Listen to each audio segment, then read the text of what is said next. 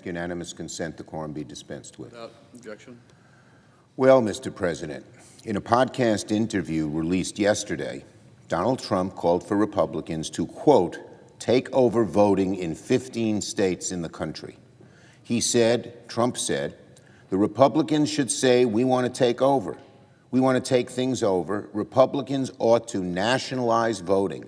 Let me say that again, because it's hard to believe that a president of the United States, anyone who believes in democracy, anyone who believes in the Constitution, anyone who believes in this country would say it, but Trump said it. Trump said Republicans ought to nationalize the voting.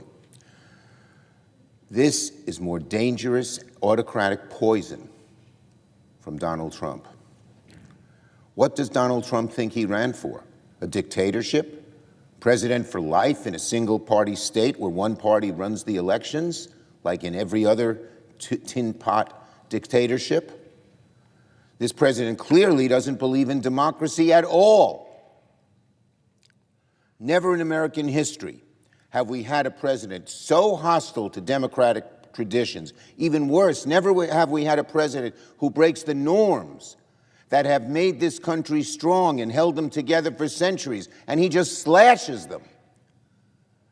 And people on the other side of the aisle just shrug their shoulders. It's incredible. Democracy is at risk here, from the President of the United States. And the people who might have the most say over him, Republican senators, are silent, quaking in their boots that they can never criticize Donald Trump, no matter how outrageous what he says. What Donald Trump wants is a one-party MAGA dictatorship. You want your kids to grow up in that autocracy?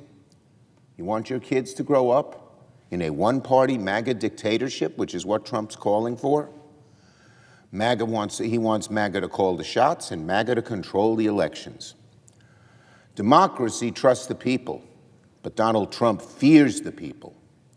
He wants to make sure those who disagree with him don't have a voice. He can't stand criticism.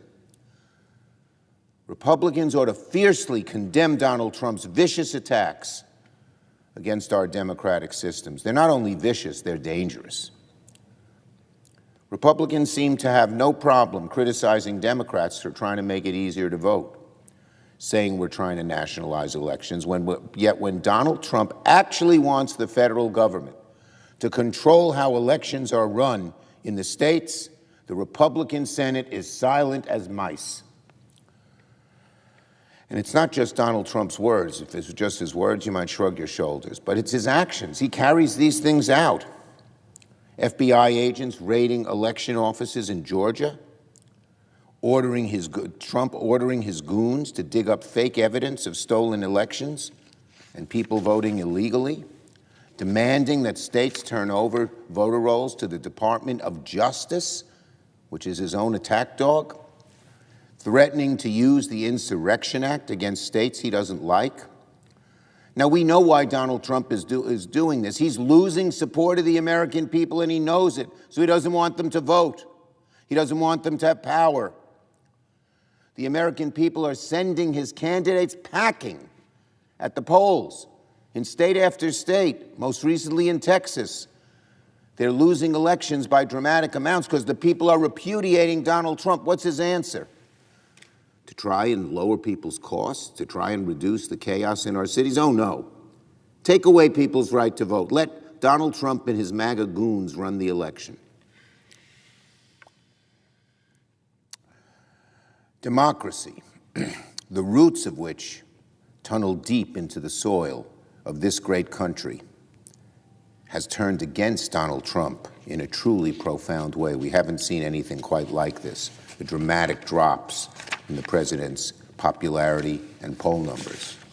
So, of course, what's his answer? What's Trump's answer? Undo democracy itself. That's the oldest trick in the book of dictators. Just say the elections are fake, say certain people's votes don't count, your side should control the elections for some made-up reason or another. Well, we've seen this again and again in countries around the world, but never in the United States of America, until now. And that's what makes Donald Trump's agenda such a danger to the grand American tradition of democracy. because it's only about him and the power he can grab. He doesn't have a single democratic fiber in his being. It's all about Donald Trump, his ego, his power, his self-aggrandizement. That's it. Democracy doesn't matter. The American people don't matter. I ask my Republican colleagues, when the hell will you find your voice? When he says that we should nationalize the elections and Republicans should take over and you don't make a peep? What's going on here? You're just so afraid? This is the path that has ruined many a democracy. Now, our democracy is deep and strong, but it requires and allows resistance to these things, verbal resistance, electoral resistance. Where are you? When are our Republican colleagues going to speak against such brutish autocratic drivel from Trump? His drive to autocracy is so obvious that any sixth grade social studies student would recognize what Donald Trump is doing and tell you it's totally against what America's all about. And Republicans, if they think they're going to get the crumbs from Donald Trump's table when he gets his way, they're sadly mistaken. Donald Trump's autocratic instincts will consume everyone, Democrats and Republicans alike. Republicans must reject Trump's call to nationalize elections. The very pillars of our grand democracy, our grand national experiment, democracy, must prevail over the cult of arrogant, autocratic, egotistical personality.